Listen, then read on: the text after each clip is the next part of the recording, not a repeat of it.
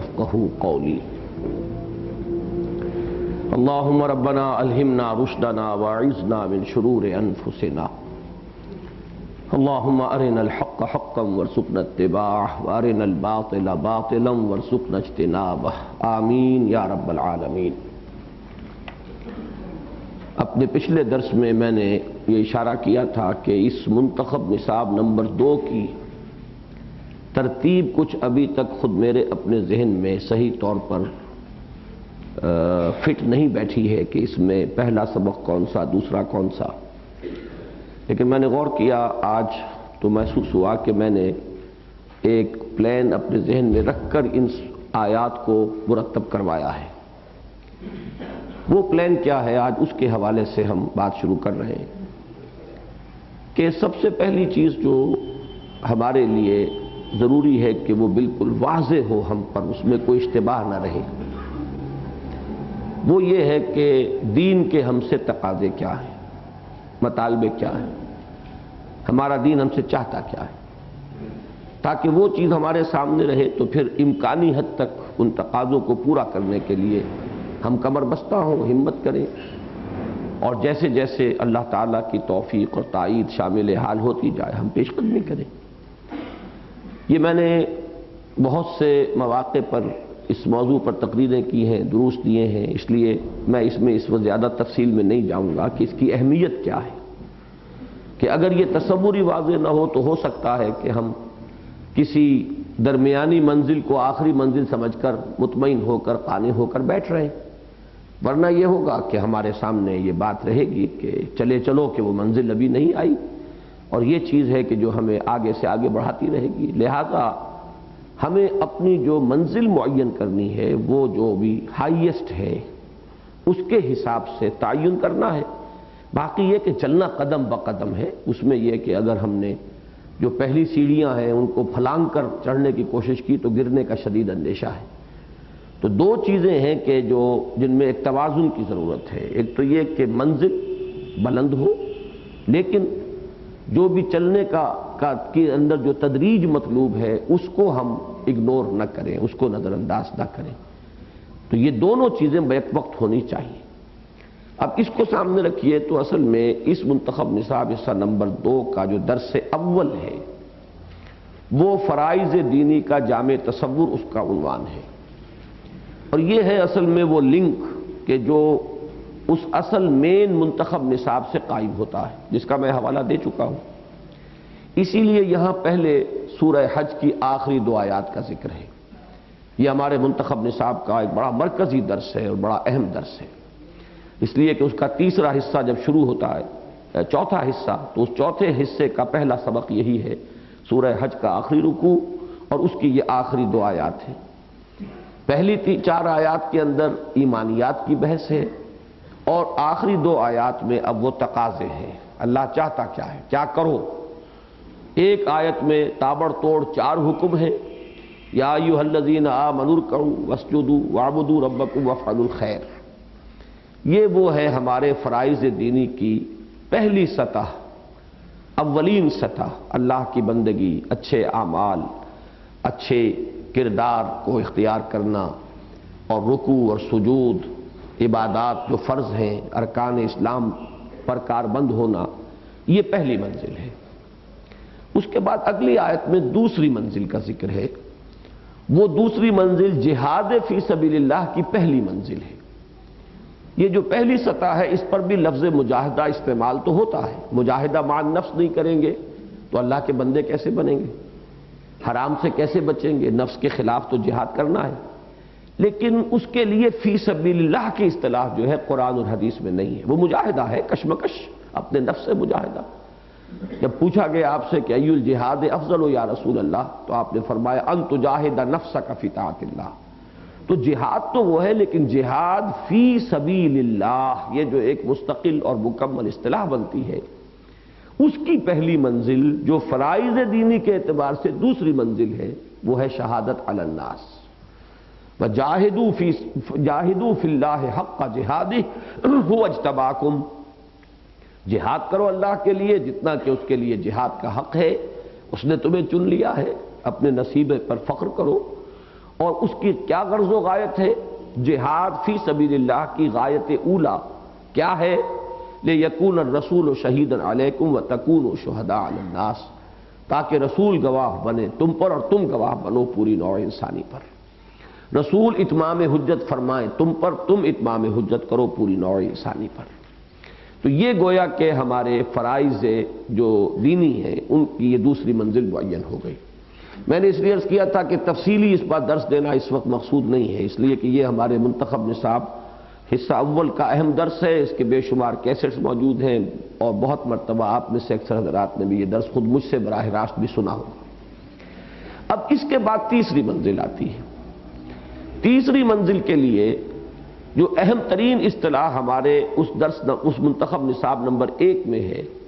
وہ ہے اظہار دین الحق علی الدین کلہ، دین حق کو پورے کے پورے دین پر، پورے نظام زندگی پر غالب کر دینا۔ اس منتخب نصاب میں یہ سورۃ الصف جو ہے وہ اسی موضوع پر ہے۔ یہ آیت اس کا جو عمود ہے، مین تھیم ہے، ایکسس ہے، سینٹرل آئیڈیا ہے،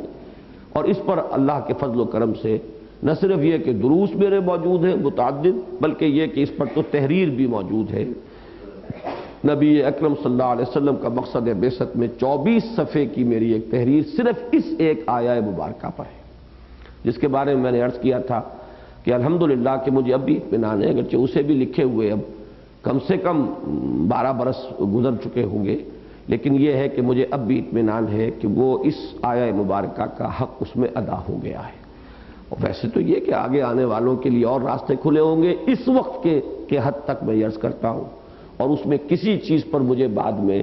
کوئی یہ احساس نہیں ہوا کہ کوئی بات غلط لکھی گئی ہے یا یہ کہ کہیں کوئی قابل اصلاح پہلو ہے۔ اور میں یہ سمجھتا ہوں کہ کسی شخص کی نیت میں کھوٹ نہ ہو، کوئی بغض اور عناد یا عداوت یا ہٹ دھرمی یا تعصب جو ہے حائل نہ ہو جائے، تو کسی شخص کے لیے اس آیت کے بارے میں ان 24 صفحات کے بعد کوئی اشتباہ کی گنجائش نہیں رہے گی کہ یہ دین کے تقاضوں میں چوٹی ہے اور آخری منزل ہے، بلند ترین منزل ہے۔ اب یہاں پہ اسی لیے اس کا حوالہ سورہ صف کی طرف سے دے دیا گیا کہ سورہ صف میں فرمایا گیا کہ اس کے لیے جہاد کرو، یہ مقصد بعثت محمدی ہے صلی اللہ علیہ وسلم۔ لیکن ظاہر بات ہے اس کے لیے تن من دھن کس کو لگانی ہے؟ اہل ایمان کو، جو اللہ پر اور اس کے رسول پر ایمان کے مدعی ہے۔ یا ایھا الذین آمنوا هل ادلکم علی تجارۃ تنجیکم من عذاب علیم تؤمنون باللہ ورسولہ وتجاہدون فی سبیل اللہ باموالکم وانفسکم ذالکم خیر لکم ان کنتم تعلمون۔ تو یہ درس اول اصل میں یوں سمجھیے کہ اس منتخب نصاب کی یہ 5 آیات نکال کر اور اس منتخب نصاب کے ساتھ اس کے تعلق کو جوڑنے کے لیے، جیسے ریل کے دو بوگیز ہوں تو ان کو پھر انٹرلاک کیا جاتا ہے، تو یہ اس مقام سے در حقیقت یہ دوسرا نصاب جو ہے یہ اس نصاب کے ساتھ متعلق ہوتا ہے۔ یہاں سے آگے وہ نصاب تو چلے گا، سورہ صف کے بعد سورہ جمعہ کے بعد سورہ منافقون، یہ تو چلتا جائے گا اس اعتبار سے۔ پھر 5واں حصہ آ جائے گا تواصی بالصبر کا، پھر 6واں حصہ آئے گا سورہ حدید۔ لیکن وہاں سے یوں سمجھ لیجیے جیسے ٹی ہوتی ہے کہ اس کے نیچے ایک اور جو ہے آف شوٹ اس کا نکل آیا ہے، اور وہ ہے ہمارا یہ منتخب نصاب نمبر 2۔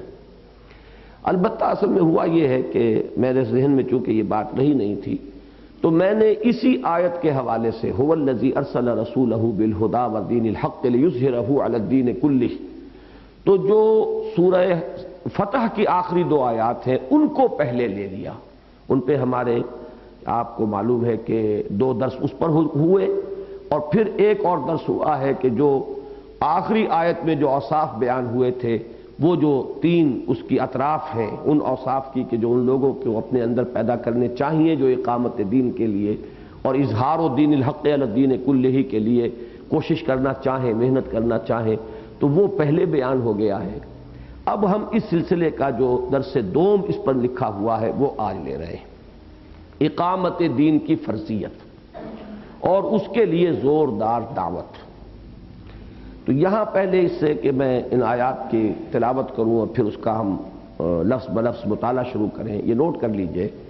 کہ در حقیقت یہ تصور بعد میں نے اپنی تقاریر میں دیا ہے کہ جو مفہوم ہے اظہار و دین الحق علی دین کلہ کا، اسی مفہوم کو ادا کرنے کے لیے 3 اصطلاحات مزید قرآن میں ہیں۔ مثلا سورہ مدثر کی اصطلاح تکبیر رب، یا ایھا المدثر قم فانذر وربک فکبر، اے لحاف میں لپٹنے والے صلی اللہ علیہ وسلم کھڑے ہو جاؤ، انذار کرو، لوگوں کو خبردار کرو اور اپنے رب کی بڑائی کرو۔ اپنے رب کی بڑائی کرو یعنی اس کو زبان سے بھی اس کا اعلان کرو کہ سب سے بڑا ہمارا رب ہے، اللہ اکبر، سب چھوٹے ہیں وہ بڑا ہے، اور اب اس کو عملاً دنیا کے اندر قائم کرو، نافذ کرو کہ وہ نظام برپا ہو جائے جس میں بالفعل اللہ کی بڑائی مسلم ہو، اللہ کی بڑائی نافذ ہو، ورنہ تو وہ کہنا کی ایک بات ہے، اس کے سوا کچھ نہیں۔ تو تکبیر رب کا مفہوم بھی وہی ہو گیا جو دین کے غلبے کا مفہوم ہے۔ ایک دوسری اصطلاح جو ہے وہ ہے اقامت دین، جو سورہ شورى کی آیت نمبر 13 میں وارد ہوئی ہے، دین کو قائم کرو۔ تیسری اصطلاح ہے جو کہ مدنی صورتوں میں سورہ انفال میں اور سورہ بقرہ میں آئی ہے، لیکن سورہ انفال میں زیادہ کامل شکل میں آئی ہے، وَقَاتِلُوهُمْ حَتَّى لَا تَكُونَ فِتْنَةٌ وَيَكُونَ الدِّينُ كُلُّهُ لِلَّهِ، جنگ جاری رکھو یہاں تک کہ فتنہ و فساد بالکل فروغ ہو جائے اور دین کل کا کل صرف اللہ کے لیے ہو جائے۔ یہ در حقیقت 3 اصطلاحات مزید ہیں جو اظہار و دین الحق علی الدین کلہ کا جو مفہوم ہے انہی کے لیے، صرف یہ کہ الفاظ بدلے ہوئے ہیں، ایک پھول کا مضمون ہو تو 100 رنگ سے باندھوں، باقی یہ کہ اصل بات وہی ہے۔ حدیث نبوی کی ایک اور اصطلاح کیا ہے؟ اعلاء کلمت اللہ، لتکون کلمت اللہ ہی العلیا، تاکہ اللہ کا کلمہ، اللہ کی بات سب سے اونچی ہو جائے، سب کی باتیں نیچی، اللہ کی بات سب سے اونچی۔ یہی چیز حضرت مسیح علیہ السلام کے کلام میں یا انجیل میں، اب ہم نہیں کہہ سکتے چونکہ یقین سے کہ آیا وہ ریویلڈ حصہ ہے انجیل کا یا یہ کہ وہ حضرت مسیح کا اپنا کلام ہے، لیکن اس میں یہ اصطلاح آتی ہے آسمانی بادشاہت، زمین پر آسمانی بادشاہت قائم کرنا۔ اب اس کا مطلب وہی ہو گیا، زمین پر کسی بادشاہ، کسی فرعون، کسی نمرود کی بادشاہی نہیں، کسی قوم کی بادشاہی نہیں، آسمان کی بادشاہی، آسمان سے مراد اللہ تعالیٰ ہے۔ اسی اصطلاح کو ان کی جو لارڈ پریئر ہے اس میں یوں ادا کیا گیا، thine kingdom come, thine will be done, اے رب تیری حکومت آئے، تیری سلطنت قائم ہو جائے اور تیری مرضی پوری ہو۔ اسی کو پھر اس صدی میں ہمارے کچھ اکابر نے جو اسلاف کے اب درجے میں آ گئے، فوت ہو چکے، اللہ کے ہاں جا چکے، جنہوں نے کچھ اس کام کے لیے اپنی کوششیں کی، اب کون کس منزل پر تھک ہار کر رہ گیا، کون مڑ گیا، اس کو چھوڑیے، بہرحال جس نے بھی اس کے لیے کوئی کام کیا ہے، کوئی کنٹریبیوشن کی ہے، وہ ہمارا محسن ہے۔ ان میں اولین جو ہے وہ مولانا ابوالکلام آزاد ہیں، پھر یہ اصطلاح مولانا مودودی نے اپنائی، پھر اس کے بعد ان کے ساتھ ہی اسی زمانے میں علامہ مشرقی، خیری برادران، یہ مختلف لوگ ہیں جن میں سے خیری برادران سے آپ واقف بھی نہیں ہوں گے، لیکن ان سب نے جو تصور پیش کیا وہ حکومت الہیہ کا قیام، اللہ کی حکومت قائم ہو جائے، بات تو وہی ہے، کوئی یعنی شوشے کا بھی فرق نہیں ہے۔ پاکستان میں آ کر اس اصطلاح کو، بلکہ ہندوستان ہی میں مولانا امین احسن اصلاحی صاحب نے پھر اقامت دین کی اصطلاح انٹروڈیوس کی ہے جماعت اسلامی میں۔ مولانا مودودی نے جو ابتدائی اپنی تحریریں لکھی ہیں جماعت اسلامی کے قیام سے قبل، ان میں ان کی اصطلاح جو تھی وہ حکومت الہیہ تھی، لیکن اصلاحی صاحب مولانا فراہی رحمۃ اللہ علیہ کے شاگرد تھے، ان کا خصوصی شغف قرآن مجید کے ساتھ تھا، شہادت علی الناس کی اصطلاح بھی انہوں نے انٹروڈیوس کی ہے اور اقامت دین کی اصطلاح بھی انہوں نے انٹروڈیوس کی ہے، یہاں تک کہ یہ اصطلاح جماعت اسلامی کی تحریک میں اتنی پاپولر ہوئی ہے کہ پھر وہ حکومت الہیہ کی اصطلاح جو ہے، چونکہ وہ قرآنی اصطلاح نہیں تھی، اقامت دین جو ہے وہ قرآنی اصطلاح ہے، لہذا اس کو ترک کر دیا گیا، اور اب جماعت اسلامی کے زیر اثر ایک ایک بچے کے زبان پر جو لفظ سب سے زیادہ آپ کو سننے میں آئے گا وہ اقامت دین ہے۔ البتہ یہ کہ پاکستان میں آنے کے بعد پھر ذرا نسبتاً اقامت دین ایک ثقیل لفظ ہے، اس کے معنی کیا ہیں؟ دین کو کھڑا کرنا، دین کو قائم کرنا۔ تو عوامی سطح پر چونکہ انہوں نے سیاست کے میدان میں قدم رکھ دیا تو انہوں نے کوشش کی کہ اب اصطلاحات بھی ذرا زیادہ عام فہم ہو، تو انہوں نے قیام نظام اسلامی کی اصطلاح اختیار کی۔ نظام اسلامی قائم ہو جائے۔ بات وہی ہے، فرق تو کوئی نہیں واقع ہوا۔ پھر یہ کہ ہمارے ہاں جو آج سے 9 سال پہلے جو تحریک چلی تھی بھٹو صاحب کے خلاف، جو پاکستان نیشنل الائنس کی تحریک تھی، لیکن یہ کہ اس کے اندر جب دینی جذبہ پیدا ہوا اور پھر اس کو مشرف بہ اسلام کیا گیا، صرف جمہوریت نہیں بلکہ اسلام کی ایک تحریک، تو اس میں ایک اصطلاح استعمال کی گئی اور وہ ان کا آپس میں جھگڑا تھا۔ جماعت اسلامی یہی چاہتی تھی کہ نظام اسلامی کی اصطلاح آئے، لیکن مولانا نورانی میاں نے یہ محسوس کیا کہ یہ اصطلاح آئی تو جماعت اسلامی کو اہمیت حاصل ہو جائے گی، تو دوسری اصطلاح کے لیے انہوں نے پریس کیا کہ نفاذ نظام مصطفیٰ صلی اللہ علیہ وسلم، اور بہرحال ان کی بات چلی اور جماعت نے چاہے اس کو حکمت سمجھیے، اس وقت انہوں نے کہا کہ اس کے اوپر اڑنا نہیں چاہیے، تو اسی اصطلاح کو پھر اختیار کیا گیا، وہی عنوان جو ہے اس تحریک کا بن گئی۔ لیکن یہ کہ ہمیں اس سے کوئی قطعاً کوئی بودھ نہیں، کوئی واقع نظام مصطفیٰ، اس اعتبار سے تو ہم کہیں گے کہ اسلام کو شخصاً حضور کے نام سے منسوب کرنا اچھا نہیں ہے۔ اسی لیے ہم لڑتے رہے کہ یہ مستشرقین ہمیں محمڈنز کیوں کہتے ہیں، یہ تو غلط کہتے ہیں، ہم تو مسلمان ہیں، لیکن چونکہ ان کی عادت یہ تھی کہ وہ کرسچینٹی، تو وہ تو کرائسٹ کے نام سے اپنے آپ کو منسوب کرتے تھے، تو جس طریقے سے وہ اپنے آپ کو بھی حضرت عیسیٰ کی طرف، عیسائی ہم انہیں کہتے بھی ہیں، عیسائی، تو وہ تو حضرت عیسائی کی طرف نسبت ہو گئی، تو بہرحال انہوں نے اپنی عادت کے ہاتھوں بھی مجبور ہو کر، اور شاید جواب غزل کے طور پر بھی کہ جب ہمیں عیسائی کہتے ہو تو ہم تمہیں محمدی کہیں گے، پھر محمڈنز، لیکن ہم اس پر ریزنٹ کرتے تھے کہ نہیں، ہمارا نام تو اسلام ہے، ہوا سماکم المسلمین من قبل وفی ھذا۔ لیکن بہرحال یہ اصطلاح جو ہے کوئی غلط اصطلاح نہیں ہے، لیکن یہ کہ اس اعتبار سے کہ حضور صلی اللہ علیہ وسلم کی طرف، ویسے ہم اس لفظ کو استعمال کرتے ہیں خود بھی، وہ دعا جو جمعوں میں مانگی جاتی ہے، اللہم انصر من نصر دین محمد صلی اللہ علیہ وسلم واجعلنا منہم واخذل من اعرض عن دین محمد صلی اللہ علیہ وسلم ولا تجعلنا معاہم۔ تو دین محمد، نظام مصطفیٰ کو فرق نہیں ہے اس اعتبار سے۔ تو یہ اصطلاحات جو ہیں، اسی میں جو ایک اصطلاح کا میں نے اضافہ کیا ہے اس زمانے میں، اب زمانہ جب بدلتا ہے تو لوگوں کے ذہن کا سورہ کورا تب بدلتا ہے، اسی لیے تو ان اصطلاحات کی ضرورت پیش آئی کمیونیکیشن کے لیے، ابلاغ کے لیے۔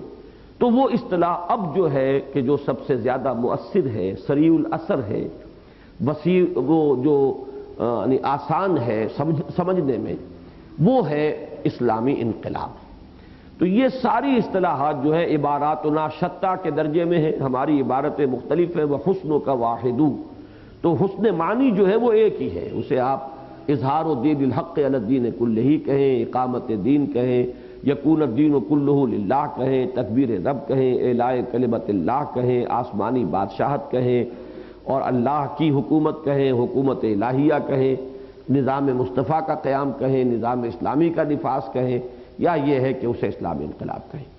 اس موضوع پر اقامت دین کی اس اصطلاح سے انٹروڈیوس کرنے کے لیے یہ آیات ہیں کہ جو ہمارے اس منتخب نصاب میں درس دوم کے طور پر استعمال ہوئی ہیں، کہ طور پر یہاں شامل کی گئی ہیں، اور یہ نوٹ کر لیجئے کہ یہ اصطلاح چونکہ ہمارے اس منتخب نصاب میں نہیں تھی، تو یہاں سے اب وہ حصہ شروع ہو رہا ہے۔ پہلا درس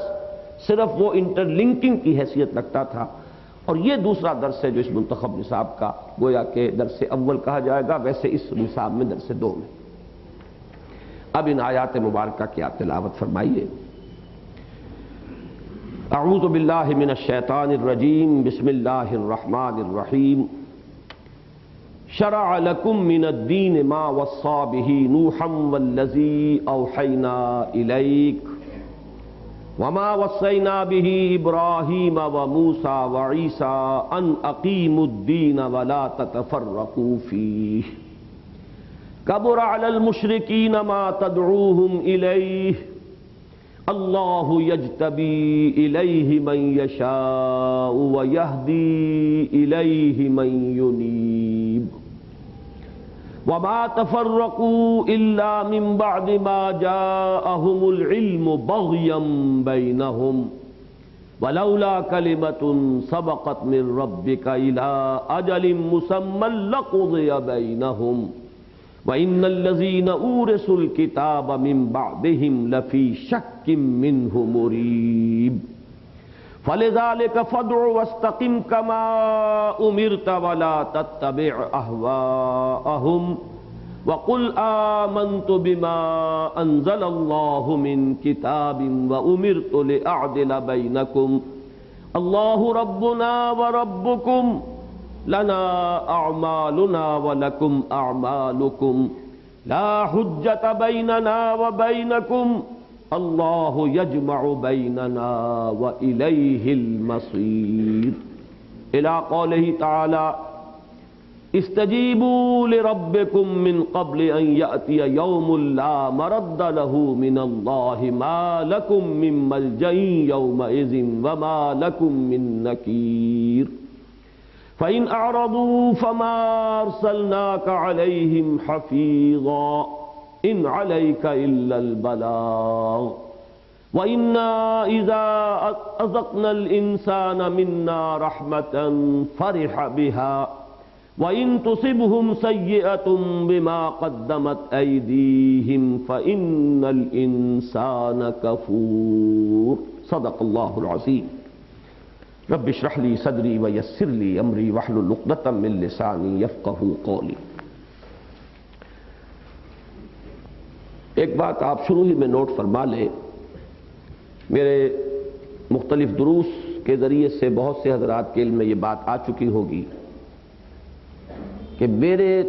قلب پر جس قدر گہرا تاثر سورہ حدید کا ہے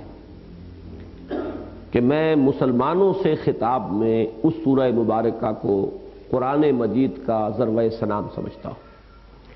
اور یہ اس سے بھی ظاہر ہے کہ میں نے اس منتخب نصاب کا یوں سمجھیے کہ حرف آخر اس سورہ حدید کو قرار دیا، نقطہ آغاز سورۃ العصر اور حرف آخر سورۃ الحدید۔ میرے نزدیک جو مقام مدنی صورتوں میں سورہ حدید کا ہے بالکل وہی مقام مکی صورتوں میں سورہ شورى کا ہے، اور بڑی عجیب مماثلت ہے، یہ سورہ مبارکہ حجم کے اعتبار سے سورہ حدید سے دگنی ہے، اس کی آیات 53 ہے، اس کی 29 ہے، تو تقریباً دگنی کا حساب ہے۔ اور آپ یہ دیکھیں گے کہ جس طرح سورہ حدید کی ابتدائی 6 آیات ذات و صفات باری تعالیٰ کے ضمن میں نہایت اہم اور اعلیٰ ترین علمی اور عقلی سطح پر، اعلیٰ ترین فلسفیانہ سطح پر اس میں زیر بحث آئی ہے، اسی طرح وہ دگنے ہجوم کے پہلو سے 12 آیات اس سورہ شورى کی ہیں کہ جو ذات و صفات سے بحث کرتی ہیں، اللہ کی عظمت، اللہ کی صفات جلال۔ میں اس وقت ان میں سے کسی بھی مضمون کی طرف نہیں جاؤں گا، صرف ترتیب نوٹ کروا رہا ہوں جنہیں دلچسپی ہو رہی ہے اللہ کے فضل سے، قرآن حکیم سے، تو وہ ان نسبتوں کو اپنے ذہن میں قائم کریں گے تو یقیناً پھر ان کی خود ایک جیسے کہتے ہیں کہ آنکھ کھل جائے، ایک بصیرت حاصل ہو، تو اس میں انشاءاللہ تعالی وہ اپنی اس کیفیت میں اضافہ محسوس کریں گے۔ وہاں 6 آیات کے بعد 7ویں آیت آئی تقاضا، آمنوا باللہ ورسولہ وانفقوا مما جعلکم مستخلفین فیہ۔ یہاں 12ویں آیت کے بعد 13ویں آیت ہے وہ تقاضا۔ اللہ تو جو ہے، کسی کے ماننے سے کوئی فرق پڑتا ہے نہ ماننے سے کوئی فرق پڑتا ہے، وہ تو حقیقت کبریٰ ہے، وہ تو حقیقت مطلقہ ہے، وہ ہے۔ اب اصل میں تمہاری نجات، تمہاری فلاح، تمہاری کامیابی اس کا دار و مدار ہے کہ اس کو مانو جیسا کہ ماننے کا حق ہے، اور اس کے حکم کو مانو جیسے کہ اس کے حکم کو ماننے کا حق۔ بات ختم ہوئی۔ اس کو ماننے کا حق، اس کا تقاضا کیا؟ ایمان، آمنوا باللہ ورسولہ، یہ ماننا ہے، اور اس کے حکم کو ماننا کیا ہے؟ وَأَنفِقُوا مِمَّا جَعَلَكُمْ مُسْتَخْلَفِينَ فِيهِ، لگا دو، کھپا دو، صرف کر دو ان سب چیزوں میں سے کہ جن میں اس نے تمہیں خلافت اور اختیار عطا فرمایا۔ یہاں وہ انداز تھا، یہاں یہی چیز جو ہے اقامت دین کی اصطلاح سے سامنے آئی ہے۔ تو یہ ذرا جو ربط ہے اور پس منظر ہے اور جو سیاق و سباق ہے اور سورہ حدید کے ساتھ اس کی جو، یہ بھی نوٹ کر لیں اسی وقت کہ یہ میزان کا لفظ جو ہے کتاب کے ساتھ جڑ کر یہ قرآن مجید میں صرف 2 صورتوں میں آیا ہے، ایک سورہ شورى اور ایک سورہ حدید۔ اس کی آیت نمبر 16 ہے، اللہ الذی انزل الکتاب بالحق والمیزان وما یدریک لعل الساعۃ قریب، اور یہی اسی طریقے سے بریکٹ ہو کر یہ 2 الفاظ یہ سورہ حدید میں آئے ہیں لقد ارسلنا رسلنا بالبینات وانزلنا معهم الکتاب والمیزان لیقوم الناس بالقسط۔ کسی اور جگہ آپ کو یہ دو اس طریقے سے جڑے ہوئے الفاظ نہیں ملیں گے، اور اس میں وہ اصول بھی پھر دوبارہ آپ کے سامنے آیا کہ اہم مضامین قرآن میں 2 مرتبہ لازماً آپ کو ملیں گے۔ اس کی بھی گویا کہ ایک اور نظیر، ایک اور مثال آپ کے سامنے آ گئی۔ تو اس اب تمہید کے بعد اب اس آیت پر غور کیجئے، یہ اور ایک اضافہ کہ یہ آیت بھی مشکلات القرآن میں سے ہے۔ اس کی ترکیب نحوی بہت مشکل ہے، اس میں کہیں کوئی چیز محذوف ماننی پڑتی ہے، اور اس میں 2 ترجمے ہیں جو اس کے کیے گئے ہیں۔ جو پہلی آیت ہے 13ویں آیت، جس کا کہ اب ہم نے مطالعہ شروع کرنا ہے، میں صرف یہ عرض کروں گا کہ میں صرف اور نحو میں اس مہارت کا مدعی نہیں ہوں کہ میں حکم بن کر بیٹھوں کہ وہ ترجمہ غلط، یہ ترجمہ صحیح۔ میں وہ دونوں ترجمے آپ کے سامنے پیش کر دوں گا، لیکن جس چیز کا میں مدعی ہوں، ایک دعویٰ میرا بھی ہے، وہ یہ ہے کہ ان دونوں ترجموں سے نتیجے میں کوئی فرق واقع نہیں ہوگا۔ اصل بات یہ ہے جس کو سمجھنا چاہیے کہ ان الفاظ کے چکر میں پھنستے نہیں دانا، وہ کیا ہے میں بھول رہا ہوں۔ تو یہ الفاظ کے اس طریقے سے، طرح سے اختلاف سے اگر نتیجہ وہیں پہنچ رہا ہو تو پھر اس کے اندر زیادہ اپنے آپ کو الجھانے کا کوئی فائدہ نہیں ہوتا، بلکہ مفہوم کو دیکھیے، اس طرح بھی وہی، اس طرح بھی وہی۔ اسی کا معاملہ ہے وہ آیا اظہار دین میں کہ لے یظہرہ، اب ضمیریں ہیں، یظہرہ میں ایک ضمیر فاعلی ہے تاکہ وہ غالب کر دے اس کو۔ اب ایک ہے غالب کرنے والا، ایک وہ جس کو غالب کیا جائے، 2 ضمیریں ہو گئی، ضمیر فاعلی، ضمیر مفعولی۔ اب ان کے جتنے ممکن ہے مراجع کہ فاعلی ضمیر سے مراد یہ ہو سکتا ہے، یہ ہو سکتا ہے، یہ ہو سکتا ہے، مفعولی ضمیر سے مراد یہ ہو سکتا ہے، یہ ہو سکتا ہے، یہ ہو سکتا ہے، سب کا احاطہ کر کے میں نے ثابت کر دیا اپنے اس مضمون میں کہ کہیں مفہوم میں فرق واقع نہیں ہوتا، بات ایک ہی۔ تو اس میں اب جھگڑنے کا فائدہ کیا؟ اسی کی ایک مثال یہاں ہے کہ یہاں ترجمے 2 بنتے ہیں اصل میں، اور دونوں ترجمے کیے گئے ہیں۔ ان کو پہلے اچھی طرح سمجھ لیں کہ وہ 2 ترجمے کیا ہیں۔ شرع لکم من الدین، شرع، اب شارع کہتے ہیں راستے کو، شریعت چلنے کی جو ہمارے پاس ایک راہ ہے، صراط مستقیم ہے، وہ شریعت ہے۔ طریق بھی کہتے ہیں راستے کو، طریقت بھی چلنا ہے، صرف یہ ہے کہ ایک ظاہری چلنا ہے، ایک باطنی چلنا ہے، ایک شریعت ہے، ایک طریقت ہے، ان دونوں میں کوئی فصل نہیں ہے، ظاہر و باطن ساتھ ساتھ ہی ہوتے ہیں۔ یہ دونوں چیزیں جو ہے شریعت، طریقت، ایک ہی مفہوم کے حامل ہیں، البتہ ان کا اطلاق ہو جاتا ہے 2 مختلف پہلوؤں سے۔ تو شارع عام نہیں ہے، یہ بھی آپ بولتے ہیں، راستہ۔ اس میں مفہوم یہ بھی ہے کہ راہ ڈالی تمہارے لیے، شرع لکم، اس کا مفہوم یہ بھی ہے معین کیا تمہارے لیے، عائد کر دیا تم پر۔ یہ جو چاہیں آپ اس کے اندر ترجمہ اختیار کر لیں، کوئی اس کے مفہوم میں فرق واقع نہیں ہوگا۔ من الدین، اب من الدین میں اس کے 2 مفہوم لیے گئے ہیں، یعنی از قسم دین یا در بارہ دین، یہ 2 میں نے فارسی کی اصطلاح استعمال کی ہیں۔ دین میں وہ چیز مقرر کی گئی یا دین کے سلسلے میں وہ چیز مقرر کی گئی، بات نتیجہ میں بات میں بتا دوں گا آپ کو کہ کوئی فرق واقع نہیں ہوگا۔ تمہارے لیے دین میں یا دین کے سلسلے میں یا دین کے ضمن میں وہ چیز مقرر کی گئی، ما وصی بہ نوحا، جس کی وصیت کی تھی نوح کو۔ وصی کون ہے؟ فاعل کون ہے؟ اللہ۔ جس کی وصیت کی اللہ تعالیٰ نے نوح کو۔ وصیت کا لفظ جو ہے وہ ہمارے پہلے ہی درس کے اندر آتا ہے اور تفصیل سے بحث ہو جاتی ہے کہ یہ وصیت جو ہے یہ مختلف ابواب سے آتا ہے۔ اوصا یوسی ایسان، وصیت کرنا، وصا یوصی توصیتاً باب تفعیل ہے، اس میں اہتمام ہے، پیہم کرتے رہنا ہے، مسلسل کرتے رہنا ہے۔ جیسے اعلام کسی کو کوئی چیز بتا دی، تعلیم کسی کو اس کے ذہن نشین کی، اس کو ہیمر کیا۔ پھر اس سے آتا ہے تواصو، آپس میں ایک دوسرے کو وصیت کرنا، یا یہ ہے کہ اس میں مبالغے کا انداز پیدا ہو جائے گا، کثرت سے وصیت کرنا۔ یہاں وصا ہے، بہت تاکیدی حکم۔ راہ ڈالی تمہارے لیے دین کے ضمن میں یا دین کے بارے میں، بسلسلہ دین یا دربارہ دین،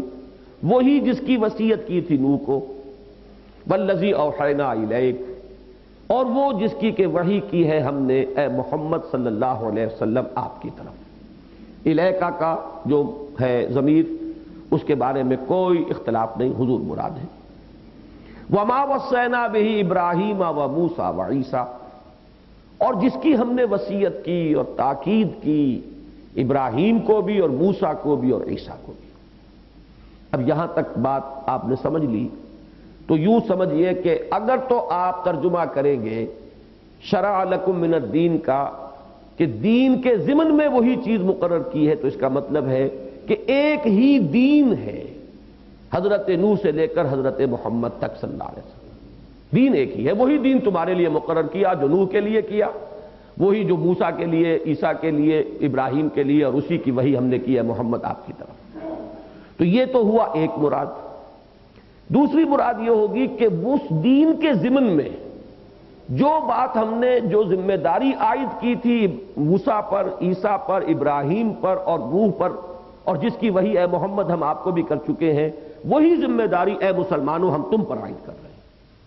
تو نتیجے کے اعتبار سے کوئی فرق واقع نہیں ہوا، دین وہی ہے اور دین کے ضمن میں ذمہ داری بھی وہی ہے۔ عام طور پر اس دوسرے مفہوم کو زیادہ لیا گیا ہے، لیکن میں ان دونوں کو سمجھتا ہوں کہ نتیجے کے اعتبار سے بالکل ان میں کوئی سر منہ فرق واقع نہیں ہوتا۔ اچھا، دین کی وحدت کیا ہے؟ اب اس میں ہمارے ہاں مفسرین کو بحث کرنی پڑی ہے، اس لیے کہ فرق تو ہے، شریعت میں تو فرق ہے، شریعت موسوی اور ہے، شریعت محمدی اور ہے علی صاحب الصلاۃ والسلام، اس اعتبار سے فرق ہے، تو پھر یہ دین ایک کیسے ہوا؟ اس کو آپ یوں سمجھ لیجئے، اسی پر ہمارے مفسرین نے بحثیں کی ہیں کہ ظاہر بات ہے کہ اس میں وہی چیز مراد ہو سکتی ہے جو قدر مشترک ہو۔ اگر تو مانا جائے یہ کہ اس سے مراد ہے دین وہی مقرر کیا، تب یہ بحث اٹھی۔ اگر یہ مانا جائے کہ دین کے ضمن میں وہی ذمہ داری تم پر عائد کی جو سب پر تھی، تو یہ بحث نہیں اٹھتی۔ بات سمجھ رہے ہیں؟ یہ سوال اس لیے اٹھے گا کہ آپ یہ سمجھیں کہ وہی دین مقرر کیا گیا، تو اب دین میں جو ظاہری فرق و تفاوت ہے وہ ایک سوالیہ نشان بن کر سامنے آ جائے گا۔ اس کو ریزالو کیا ہے کہ وہ چیزیں کہ جو قدر مشترک ہیں دین کی، وہی یہاں مراد ہو سکتی ہیں۔ اس لیے کہ ظاہر بات ہے نماز کا ان کا ڈھانچہ اور ہمارا اور، روزے کے احکام ان کے اور ہمارے اور، ان کے ہاں قربانی پر بہت زور تھا، ہمارے ہاں قربانی کا معاملہ کم رہ گیا، ان کے ہاں نماز پر اتنا زور نہیں تھا، ہمارے ہاں جو اصل رکن رکین ہے اور عماد الدین ہے وہ نماز ہے۔ تو اس میں تو فرق پڑا ہے، اس میں کوئی شک نہیں۔ ان کے ہاں وہ یوم سبت کا ایک حکم تھا جو ان پر عائد کر دیا گیا، ہمارے ہاں تو اول تو یہ کہ پورے دن میں کوئی بھی دن نہیں ہے ہفتے کا کہ جس میں کاروبار دنیاوی حرام مطلق ہو، وہ سمٹ کر آ گیا ہے ایک ساتھ اذان جمعہ سے لے کر اور جمعے کی نماز کے ادا ہونے تک، یہاں وہ حکم رہ گیا، بہت مختصر رہ گیا، اور پھر یہ کہ وہ جمعے کا دن ہے۔ تو یہ جو فرق ہے، یہ جو تفاوت ہے، وہ تو اظہر من الشمس ہے۔ تو معلوم ہوا کہ قدر مشترک کیا ہے، اور قدر مشترک کو جب آپ نکالیں گے تو ویسے تو ایمان قدر مشترک ہے، توحید، معاد، رسالت میں فرق ہو جائے گا کہ ان کے لیے ایمان تھا حضرت موسیٰ علیہ السلام پر، محمد پر ایمان لانا تو لازم نہیں تھا۔ ہمارے لیے ایمان ہے محمد الرسول اللہ پر بھی اور سابقہ رسولوں پر بھی، یہ بھی ایک ضمنی سا فرق ہوا۔ لیکن اکثر مفسرین اس پر گئے ہیں کہ اس سے مراد توحید ہے، اور مجھے یہ قبول ہے، یہ مفہوم جو اکثر کا ہے، جو جمہور کا تقریباً جس پر کہ اجماع ہے کہ اس سے مراد توحید ہے، اس لیے کہ توحید ہے قدر مشترک، توحید ہی ہے اصل دین، دین نام ہی توحید کا ہے۔ میں ان تمام باتوں کو کھلے دل کے ساتھ قبول کر رہا ہوں کہ بات بالکل صحیح ہے۔ البتہ یہ کہ اب آگے چلیے، ان اقیم الدین، جنہوں نے یہ مانا کہ دین وہی مقرر کیا گیا، اب انہوں نے اس سے آگے محذوف مانا، اور اس دین کے ضمن میں یہ ذمہ داری تم پر عائد کی گئی، ان اقیم الدین۔ یہاں پہ محذوف ماننا پڑے گا نا، کہ تمہارے لیے وہی دین مقرر کیا جو جس کی وصیت کی تھی نوح کو، ابراہیم کو، موسیٰ کو، عیسیٰ کو، اور اس کے ضمن میں تم پر یہ ذمہ داری عائد کی گئی، ان اقیم الدین ولا تتفرقوا فیہ، کہ دین کو قائم رکھو یا قائم کرو، یہ ابھی میں بحث کروں گا بعد میں، اور دین کے ضمن میں متفرق مت ہو، تفرقے آپس میں متفرق مت ہو جاؤ۔ جن لوگوں نے مانا یہ ہے کہ شروع ہی سے مطلب یہ ہے کہ در بارہ دین، دین کے ضمن میں تمہارے لیے وہی بات طے کی گئی جو سب کے لیے طے تھی، تو وہاں اب محذوف نہیں ماننا ہوگا، ان اقیم الدین، یہ گویا اس کا بیان ہے کہ کیا چیز عائد کی گئی تھی ہمیشہ سے، کیا چیز لازم کی گئی تھی، یہ سب کے خطاب یہی تھا، اقیم الدین، کے دین کو قائم کرو، دین کو قائم رکھو یا دین کو قائم کرو، یہ بحث بعد میں کروں گا۔ میں نے صرف یہ کہ وہ جو دو ترکیب نحوی کے اعتبار سے دو متبادل آراء ہمارے ہاں موجود ہیں، ان دونوں کا آپ کے سامنے بیان کر دیا، اور یہ کہ اس میں نتیجے کے اعتبار سے سرے منہ کوئی فرق نہیں، بات وہیں آئے گی۔ اب آئیے اس پر ان اقیم الدین کے معنی کیا ہے۔ اس پر بدقسمتی سے اس زمانے میں ایک نوزائیدہ علامہ صاحب نے مورچہ لگایا ہے، اور اس میں سب سے بڑی جو افسوس کی بات ہے وہ یہ ہے کہ اس شخص نے اس کے ایک کتابچے کے اوپر ایک تائیدی قسم کا مقدمہ لکھا ہے کہ جو اقامت دین کی اصطلاح کو جماعت اسلامی کی تحریک میں انجیکٹ کرنے والا تھا، جس نے لا کر یہ اصطلاح شامل کی تھی، لیکن وہی شخص ہوتا یہی ہے کہ جب کسی چیز سے کسی سبب سے کوئی قد ہو جائے، کوئی بغض ہو جائے، تو اب وہ حب علی نہیں بلکہ بغض معاویہ میں اب جو بھی اس کا مخالف ہوگا وہ گویا کہ اس کو اپنے سے قریب محسوس کر کے اور کوئی تائید اور اس کی توثیق کرنی شروع کر دیں گے۔ اس کی ایک بدترین مثال ہے جو مولانا اصلاحی صاحب نے اس دور میں قائم کی ہے، اور میرے نزدیک خود بدلتے نہیں قرآن کو بدل دیتے ہیں، ہوئے کس درجہ فقیہان حرم بے توفیق، یہ شعر 100% اب اس کے اوپر، اس معاملے کے اوپر اس کا اطلاق ہوتا ہے مولانا امین حسن اصلاحی پر۔ اس لیے کہ میں یہ پوری اپنی تحقیق کے بعد یہ باتیں اس وقت کہہ رہا ہوں آپ کے سامنے کہ خود انہوں نے پورے قرآن مجید میں ترجمہ وہی کیا ہے، جس کو کہ وہ ترجمہ وہ جو نوزائیدہ علامہ صاحب ہیں اس کو غلط قرار دے رہے ہیں، اصلاحی صاحب نے پورے تفسیر کے اندر وہی ترجمہ کیا ہر جگہ۔ لیکن یہ ہے کہ اب وہ جب کسی کی مخالفت پر کمر کس لی جائے تو جو اینٹ روڑا ہاتھ میں آ جائے وہ اس کے سر پر دے مارا جائے۔ بہرحال یہ کوئی اچھی بات نہیں ہے جو ان کی طرف سے آئی ہے، ان نوزائیدہ علامہ صاحب کی کوئی پرواہ ہمیں نہیں ہے، لیکن یہ کہ مولانا اصلاحی صاحب کا ایک مقام ہے، اور بڑا افسوس ہوتا ہے اس پر کہ عمر کے آخری درجے میں آدمی اپنے کیے دھرے کے اوپر پانی پھیرنے پر تل جائے۔ ایک تو سنت کے معاملے میں انہوں نے اس قدر افسوسناک روش اختیار کی، رجم کی حد کے بارے میں ایک بہت ہی بڑا فتنہ اٹھا دیا،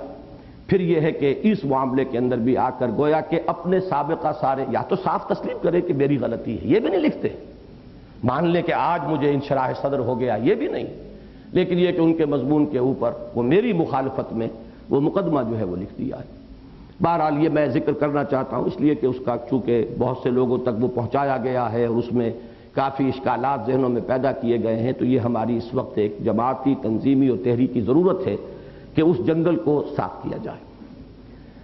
ان اقیم الدین کا جو ترجمہ سب نے کیا اور اصلاحی صاحب نے بھی کیا، نہ صرف یہاں کیا بلکہ سورہ مائدہ میں یہ لفظ آیا ہے کثرت سے، یا اہل الکتاب لستم علی شیء حتی تقیموا التوراۃ والانجیل، اے اہل کتاب تمہارا کوئی موقف نہیں ہے، کوئی مقام نہیں ہے، تم ہم سے بات کرنے کا بھی منہ نہیں رکھتے جب تک کہ تم قائم نہ کرو تورات کو اور انجیل کو۔ یہ ترجمہ کیا اصلاحی صاحب نے،